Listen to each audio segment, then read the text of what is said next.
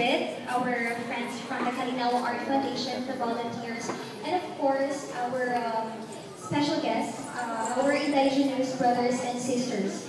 So before we proceed with the opening ceremony, we are asking everybody to please stand for the invocation. Let us ask our Almighty Father for His guidance and wisdom and to thank Him for all the blessings. So here is Lady Sabal for the invocation, to be followed by the singing of the Philippine National Anthem, to be led to us by the Allegro Choral.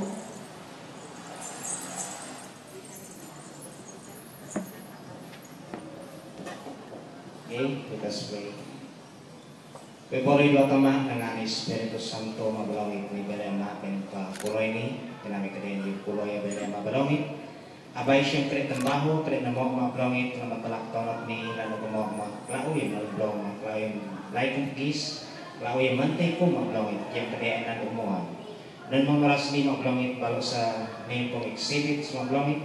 Daw sa galakong pinagkapuloy ni flight kumikwada kang sidak mabalangit yung tulos ang makuwi ng mabelek ma. Ano yung mamantay kong lahat kagandang madung mabalangit name exhibit ni. Salamat mabalangit balo ikang tumolong ko mabalangit yung kadayan may sponsor do lumot may Kalinawa Art Foundation o sa galak ko kadayan kang staff mabalangit balo sa kadayan mabalangit kulay ni dengan kulay ni kadayan kang ngaam handof yung kadayan kang baho nga naman mga berian mabalangit ano yung kabnantay ni kadayan baho sampang mawil madalak tonok ni. Salamat yung kadayan nasari ko niyo ng Lord Jesus kumamagonsok ng kasala. Amen. Amen. National anthem yan. Kahit yung muna na. Paano mag-teach ka rin? Okay naman.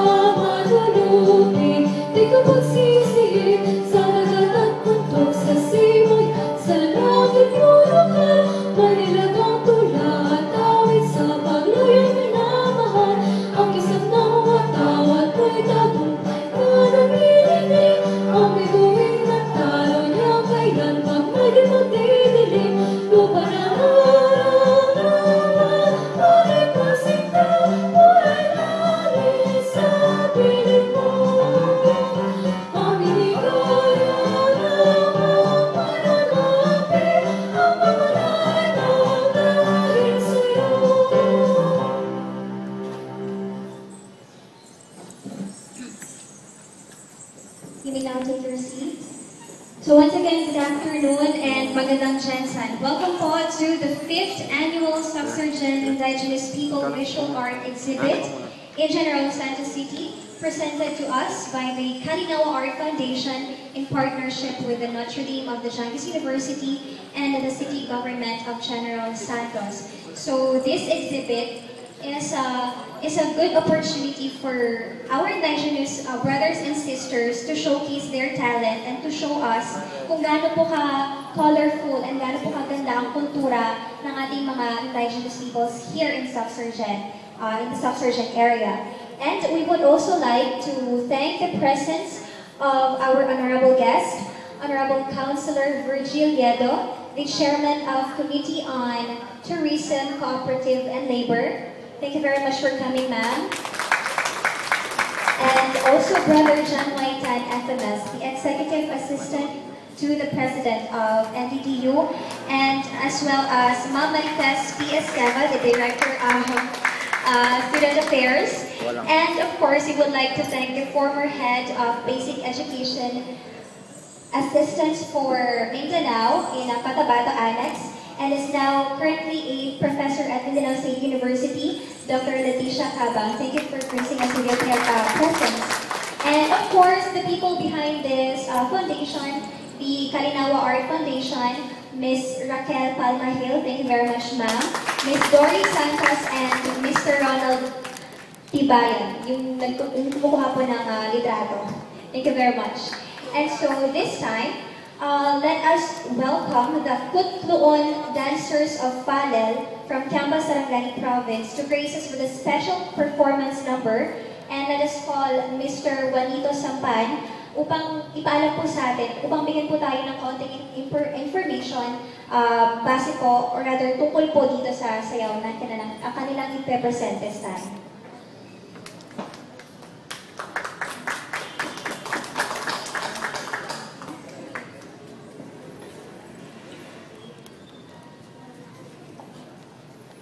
Atibolis, known among the lowlanders, occupy an area of about 750 square miles, where the southern end of the southern west range and Sarangani province. These people have lived the centuries in their rich tribal costumes, sustaining themselves in the rich tropical forests through hunting and foraging.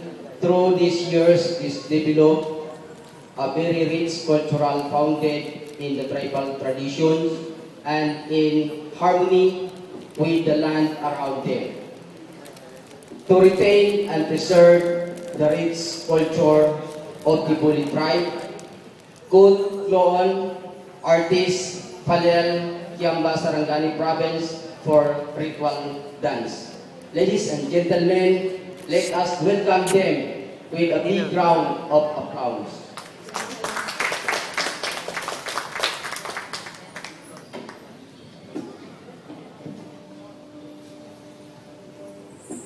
Kerasit. Kadang. Kamera apa ya?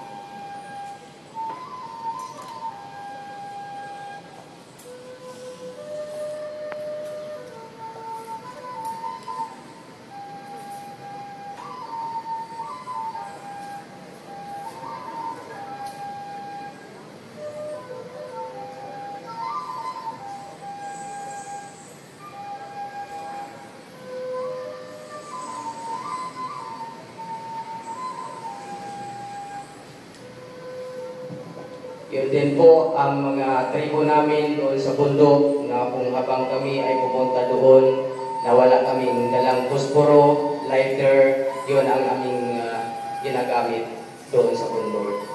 So yun, nag-apoy na ang kanyang ginawa.